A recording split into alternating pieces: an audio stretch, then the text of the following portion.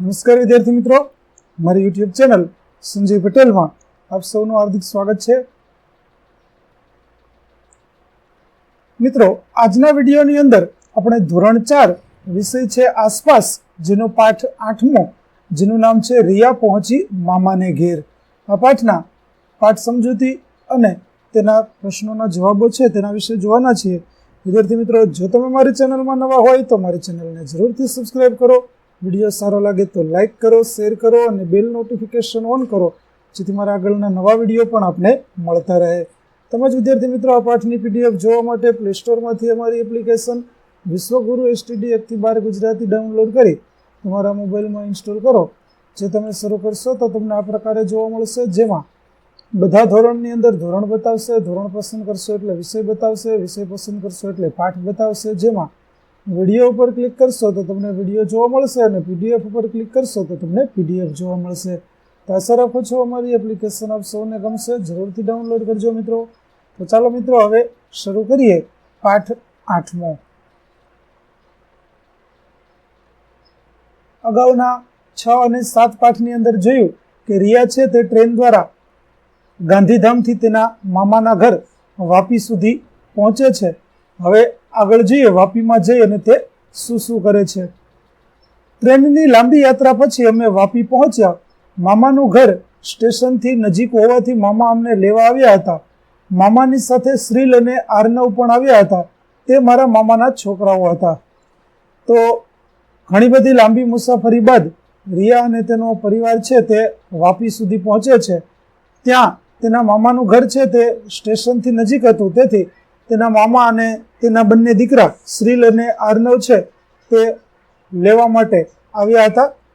મને તથા હિમાંશને જોઈને તેઓ ખૂબ જ રાજી થયા. અમે એકબીજાને ભેટી પડ્યા. રિયા અને હિમાંશને જોઈ તેના મામાના છોકરા છે તેઓ ખૂબ જ રાજી થાય છે, કારણ કે ઘણા સમય પછી રિયા છે તે મામાના ઘરે આવી છે, માટે બધા ખૂબ મોજ મસ્તી કરશે, એટલા માટે બધા આનંદમાં આવી જાય છે અને એકબીજાને ભેટી પડે છે.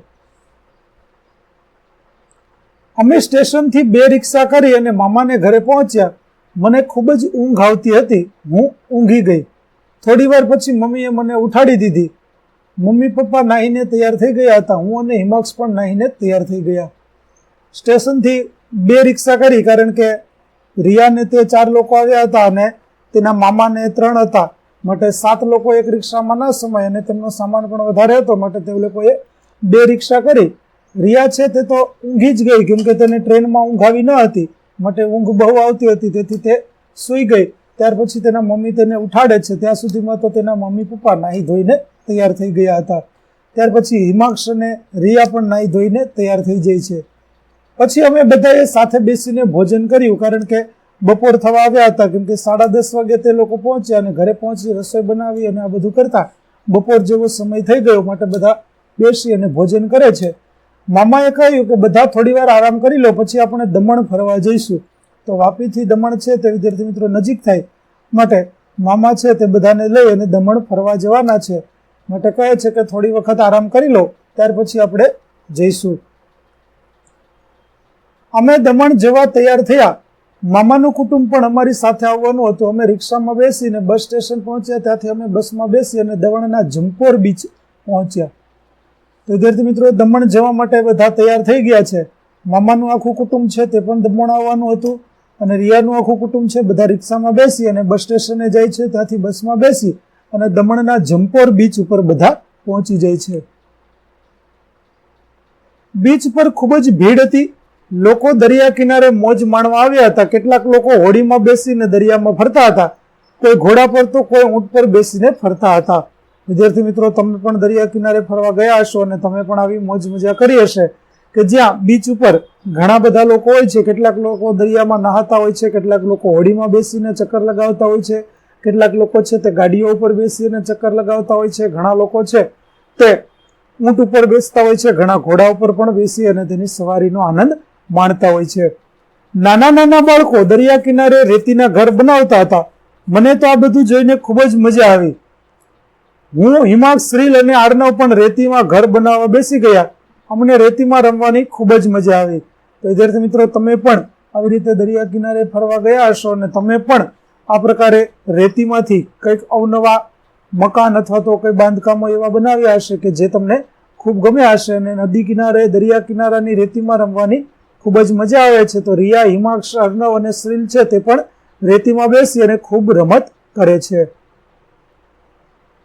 એટલામાં મામા હોડીની ટિકિટ લઈને આવ્યા. અમે હોડીમાં બેસીને દરિયાની મુસાફરી કરી. પહેલા તો મને હોડીમાં બેસતા બીક લાગતી હતી. હું મમ્મીની પાસે બેસી ગઈ. દરિયાની મુસાફરી કરવાની ખૂબ મજા આવી. પછી અમે ઘોડે સવારી અને ઊંટ સવારી પણ કરી. ત્યાર પછી અમે કિનારે બેસી અને નાસ્તો કર્યો. તો હોડીમાં બેસી અને દરિયાની અંદર ચક્કર લગાવવા માટે બધા જાય છે. શરૂઆતમાં તો રિયાને થોડો ડર લાગે છે, પરંતુ પછી તેના મમ્મીની બાજુમાં બેસી જાય છે, તેથી તે ડરવાનું બંધ કરી દે છે. દરિયાની મુસાફરી કરવાની ખૂબ મજા આવે છે.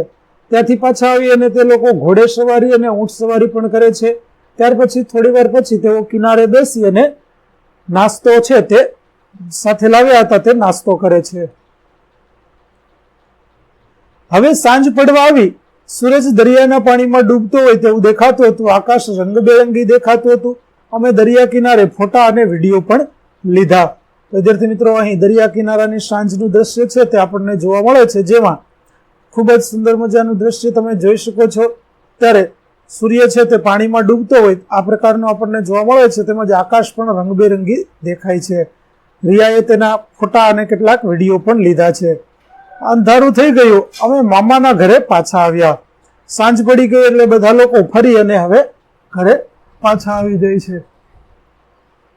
મારી આ લાંબી મુસાફરી રસપ્રદ અને યાદગાર બની રહી. આમ રિયાને આ મુસાફરી કરવાની ખૂબ જ મજા આવી અને તેની મુસાફરી છે તેનો અંત આવે છે. ચલો, પ્રશ્ન આપેલો છે કે મામાના ઘરે જવા રિયાના કુટુંબને કેમ 2 રિક્ષા કરવી પડી હશે? વિચારો અને લખો. તો વાપી સ્ટેશને રિયાના મામા અને તેમના 2 છોકરાઓ રિયાના કુટુંબને લેવા આવ્યા હતા. આમ તેઓ 3 અને રિયાના ઘરના સભ્યો તેમજ સામાન બધું એક જ રિક્ષામાં ન આવી શકે. તેમ હોવાથી તેઓએ 2 રિક્ષા કરી હશે. બીજો પ્રશ્ન, તમે ક્યારેય દરિયા કિનારે ફરવા ગયા છો? કઈ કઈ જગ્યાએ? તો હા, હું ડુમસ, ઉભરાટ, તિથલ, દાંડી, સોમનાથ, પોરબંદર, માધવપુર, માંડવી, ભાવનગર વગેરે દરિયા કિનારે ફરવા ગયો છું. ત્યાર પછી દરિયા કિનારે રિયાએ શેના પર સવારી કરી? તો દરિયા કિનારે રિયાએ ઘોડા અને ઊંટ પર સવારી કરી. રિયાની ટ્રેનને ગાંધીધામથી વાપી પહોંચતા કેટલા કલાક થયા? તો રિયાની ટ્રેનને ગાંધીધામથી વાપી પહોંચતા લગભગ 14 કલાક અને 35 મિનિટ જેટલો સમય થયો. ચાલો આગળ. કયા કયા વાહનોમાં મુસાફરી કરવા માટે ટિકિટ ખરીદવી પડે તેમના નામ આપો. તો બસ, ટ્રેન, હોડી, પ્લેન વગેરેમાં મુસાફરી કરવા માટે ટિકિટ ખરીદવી પડે છે. ઘણીવાર આપણે કોઈ જગ્યાએ પ્રવેશ કરવા ટિકિટ લેવાની જરૂર પડે છે. તમે આવી જગ્યાઓ વિશે વિચારીને લખો. તો વિદ્યાર્થી મિત્રો, ઘણી વખત આપણે પ્રવાસમાં કે તમે અન્ય કોઈ જગ્યાએ ફરવા ગયા હોય તો જ્યાં જોવાલાયક સ્થળો હોય તો એવા ઘણા બધા સ્થળો હોય છે કે જ્યાં જોવાલાયક સ્થળોએ જવા માટે તમારે પ્રવેશ ટિકિટ છે તે લેવી પડતી હોય છે. ચાલો આપણે કેટલાક સ્થળોની યાદી કરીએ. તો જોવાલાયક સ્થળો: પ્રાણી સંગ્રહાલય, માછલી ઘર, સર્કસ, ઐતિહાસિક સંગ્રહાલયો, મેળામાં, સિનેમા ઘરોમાં, કેટલાક બગીચાઓમાં, મેચ ચાલતી હોય તે મેદાન વગેરેમાં પ્રવેશવા માટે ટિકિટ લેવી પડે છે. ચાલો, અહીં આપેલી ટ્રેનની ટિકિટના ચિત્રને જુઓ. નીચે આપેલી માહિતી ટિકિટમાંથી શોધો અને લખો. તો વિદ્યાર્થી મિત્રો, અહીં બાંદ્રા ટર્મિનલથી રતલામ જંકશન સુધીની ટિકિટ છે તે આપણને આપવામાં આવી છે. તે ટિકિટ ઉપરથી આપણે જે પ્રશ્નો પૂછવામાં આવ્યા છે તે પ્રશ્નોના જવાબ આપવાના છે. તો ચાલો આપણે જવાબ આપીએ. સૌપ્રથમ ટ્રેનનો નંબર. તો ટ્રેનનો નંબર જુઓ, અહીં લખેલું છે, ઉપર લખ્યું છે ગાડી નંબર 9037. ત્યાર પછી મુસાફરી ચાલુ થવાની તારીખ. તો જે તારીખથી મુસાફરી શરૂ થવાની છે તે તારીખ આપણને અહીં જોવા મળે છે, જે છે 24/12/2018. 24/12/2018 ના રોજ મુસાફરી છે તે શરૂ થવાની છે. ત્યાર પછી ડબ્બા અને બેઠક નંબર. તો ટ્રેનના કયા ડબ્બાઓમાં તમારે પ્રવેશ લેવાનો છે અને કઈ સીટ ઉપર બેસવાનું છે તો તે પણ આપણને ટિકિટની અંદર આપેલું હોય છે. તો જુઓ, અહીં આપણને આપેલું છે A1 એ ડબ્બાનો નંબર છે અને 21, 22 અને 23 તે આપણા બેઠક નંબર છે. ત્યાર પછી ભાડું એટલે કે ટિકિટના કુલ પૈસા કેટલા થાય છે? તો ચાલો તે જોઈએ આપણે. તો ટિકિટના પૈસા થાય છે આપણા 2578 રૂપિયા. ત્યાર પછી અંતર કિલોમીટરમાં, એટલે કે બાંદ્રાથી રતલામ જંકશન સુધી કેટલા કિલોમીટર થાય છે, તો તેની નોંધ પણ ટિકિટની અંદર કરવામાં આવેલી છે. તો અંતર કુલ થઈ રહ્યું છે 643 કિલોમીટર, જે આપણને ટિકિટની અંદર લખેલું જોવા મળે છે. તમે બાજુમાં જોઈ શકો છો, લાલ રંગના બોક્સ છે તે આપણને જોવા મળી રહ્યા છે. ત્યાર પછી કેટલી વ્યક્તિઓએ મુસાફરી કરી, તો ટ્રેનની ટિકિટમાં તે પણ ઉલ્લેખ કરેલો છે, જેમાં 3 વ્યક્તિઓએ મુસાફરી કરેલી જોવા મળે છે. ત્યાર પછી આ ટિકિટ કેટલા પુરુષ અને સ્ત્રીઓ માટે છે, તો આ ટિકિટ છે તે 2 પુરુષ અને 1 સ્ત્રી માટે છે. જુઓ, તેમાં એમ લખેલો છે તે મેલ એટલે પુરુષ થાય, અને એફ એટલે ફિમેલ, જેનો અર્થ સ્ત્રી થાય. તો આ 2 ટિકિટ છે, આ એક ટિકિટ છે તે 2 પુરુષ અને 1 સ્ત્રી માટે લેવામાં આવેલી છે.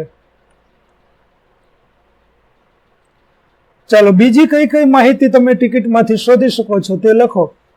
તો ટિકિટનો PNR નંબર, ગાડી નંબર, મુસાફરીની તારીખ, અંતર, મુસાફરી કરનાર બાળકોની સંખ્યા, મુસાફરી કરનાર પુખ્ત વયની વ્યક્તિઓની સંખ્યા, તેમની સીટ, બર્થ નંબર, તેમની ઉંમર, મુસાફરી માટેની શ્રેણી, ઉપરાંત રિઝર્વેશન ફી અને ટિકિટનો ખ્યાલ આવી શકે છે. રેલવેનું સમયપત્રક દરેક ટ્રેનના માર્ગ વિશે વિગત આપે છે. આ ઉપરાંત સ્ટેશનો, ટ્રેન કયા સમયે પહોંચશે અને કયા સમયે સ્ટેશન છોડશે, કાપેલું અંતર વગેરેની વિગત આપે છે. આપણે રેલવે સ્ટેશનથી રેલવે સમયપત્રક ખરીદી શકીએ છીએ. વિદ્યાર્થી મિત્રો, જ્યારે પણ તમે ટ્રેનની અંદર મુસાફરી કરો, હવે તો આપણને બધી સુવિધાઓ મોબાઈલની અંદર ઓનલાઈન મળી શકે છે, પણ જ્યારે ઓનલાઈન આ સુવિધા ન હતી ત્યારે તમારે જો રેલવેનું સમયપત્રક જોવું હોય તો તમને સ્ટેશન ઉપરથી તે સમયપત્રક મળી રહે, તે ત્યાંથી તમે ખરીદી શકો. રિયાએ મુસાફરી કરેલ ટ્રેનના માર્ગની વિગતો સમયપત્રકમાં આપેલી છે, તેને ધ્યાનપૂર્વક જુઓ અને નીચેના પ્રશ્નોના જવાબ આપો. તો વિદ્યાર્થી મિત્રો જુઓ, અહીં 1932 કચ્છ એક્સપ્રેસ, તેના દરેક સ્ટેશન અને ભુજથી લઈ અને વાપી સુધી કુલ મળી અને 20 સ્ટેશન થાય છે. તે 20 સ્ટેશન વચ્ચેની પહોંચવાનો સમય, ટ્રેન ઉપડવાનો સમય, કેટલા મિનિટ સુધી ટ્રેન રોકાશે તેનો સમય અને અંતર કિલોમીટર કેટલા થાય છે તે પણ આપણને આપેલું છે. હવે આ માહિતી ઉપરથી આપણે કેટલાક પ્રશ્નો છે તેના જવાબો આપવાના છે. તો ચાલો તેના વિશે જોઈએ. નીચેના સ્થળોએ ટ્રેનના પહોંચવાનો સમય લખો. તો ગાંધીધામ ટ્રેન છે તે 20:55 વાગ્યે પહોંચશે. અમદાવાદ સ્ટેશન ઉપર 2:35 કલાકે રાત્રિના પહોંચશે અને સુરત સ્ટેશન ઉપર 7 વાગ્યાના સમય, એટલે કે સવારે 7 વાગે ટ્રેન સુરત પહોંચી જશે. અહીં વિદ્યાર્થી મિત્રો 20:55 એટલે 24 કલાકના સમય મુજબ સાંજના 8:55 સમય આપણે ગણી શકીએ. ચાલો, કોષ્ટકમાં આપેલા એવા સ્ટેશનના નામ ઉપર ગોળ કરો જે રિયાની ડાયરીમાં લખેલા છે.